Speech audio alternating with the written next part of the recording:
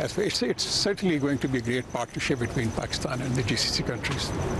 If I was a hedge fund manager and I was looking for foreign investment, what would be your message to the fund managers as far as investing in Pakistan? Well, I would say that the kind of environment that we are trying to create in Pakistan, when there is a lot of focus on good governance to end smuggling, to end corruption within the country, and there are some very strong measures which are being taken. So I think the situation looks very good as far as the fund managers are concerned, because a lot of these investors who are looking at Pakistan and looking at SIFC, Special Investment Facilitation Council, I think probably there'll be a very conducive atmosphere for all those stakeholders.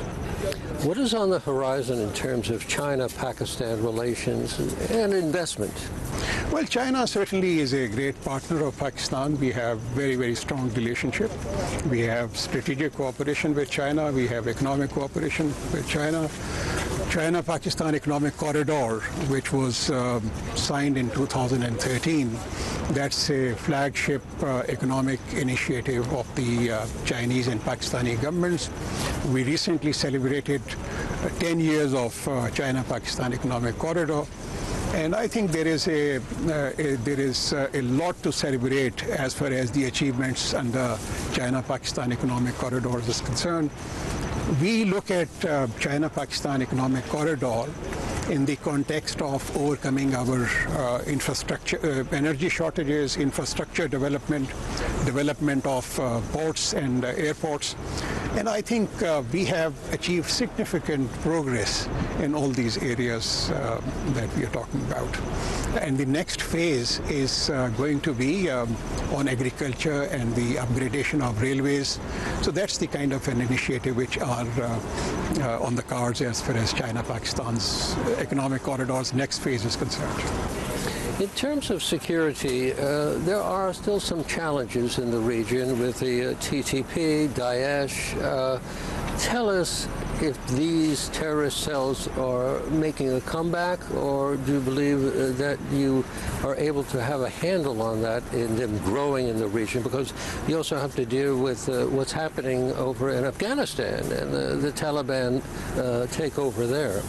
Well, you see, that's something which remains a major dilemma, because we would like Afghanistan to become a stable country, prosperous country, but then the presence of a large number of these terrorist groups that you have just identified, whether it's TTP, whether it's ISIK, ETIM, and many other organizations which are based in Afghanistan, they are a major concern not only for Pakistan but the other regional countries as well. We have a dialogue with the Afghan interim government. Basically, what we are telling them is that they have to fulfill their commitments that they have made to Pakistan as well as the international community, whereby they are committed to not allow the Afghan soil to be used against other countries. Unfortunately, attacks which are taking place in Pakistan emanating from Afghanistan by TTP, that remains a major concern for us.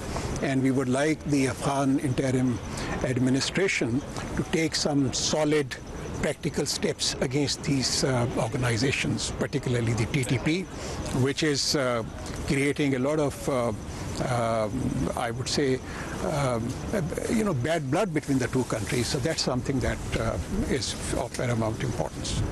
I'd be remiss if I really didn't ask you about the visitation of President Zelensky here to the United Nations, which will be a historic moment. And being a senior statesman and a gentleman that's been in the diplomatic arena for so many years, you must have some personal thoughts about what you're seeing.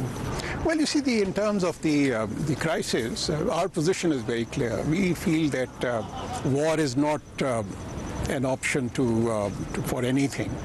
the issues need to be settled through peaceful negotiations, and that's something that we have always advocated.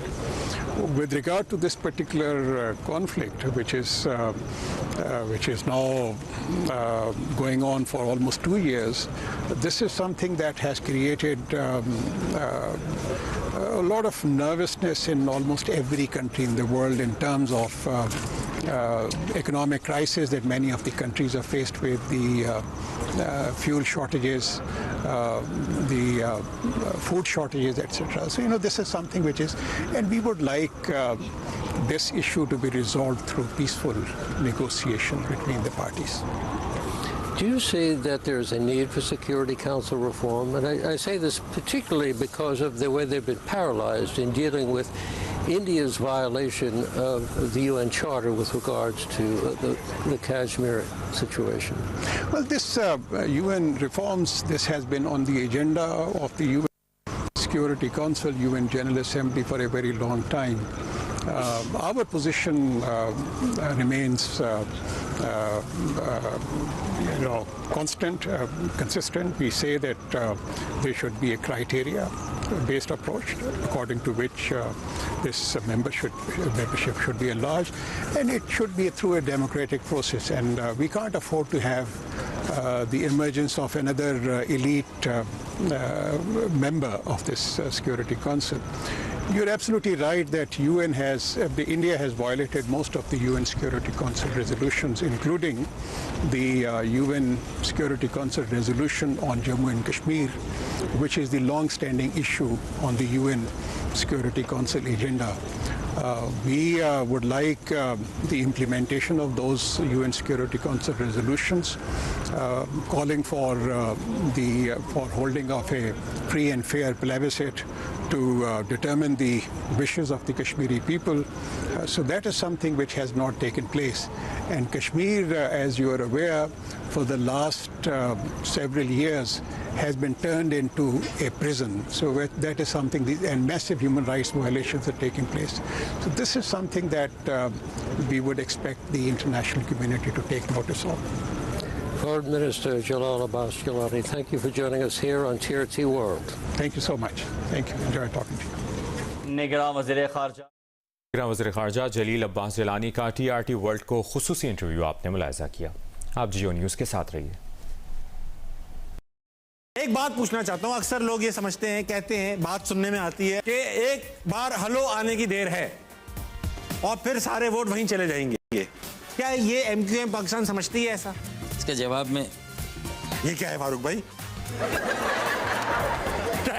बस ये जवाब। बस जवाब।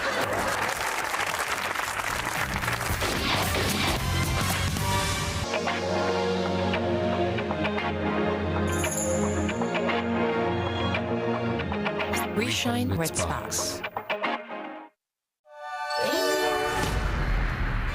Go time.